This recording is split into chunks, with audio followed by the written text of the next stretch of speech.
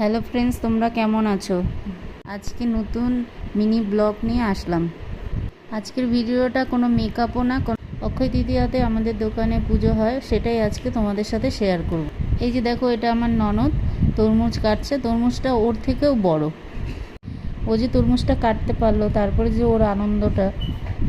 পূজার যোগাযন্ত্র হয়ে গেছে, এখন ঠাকুরমশাইয়ের আসার পালা। ঠাকুরমশাই চলে আসছে, পূজাও শুরু হয়ে গেছে। তারই মধ্যে আমি একটা ছোট্ট ভিডিও করে নিলাম।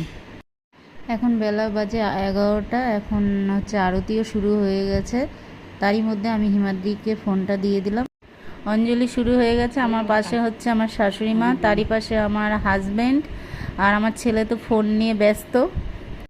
যজ্ঞ শুরু হয়ে গেছে, হিমাদ্রি বসে দেখছে আর আমি ভিডিও করছি। আমার শাশুড়ি কী যে চিন্তা করছে, আর আমার ছেলে তো ফোনে ব্যস্ত। আমাদের পূজার ভিডিওটা কেমন লাগলো অবশ্যই জানিও।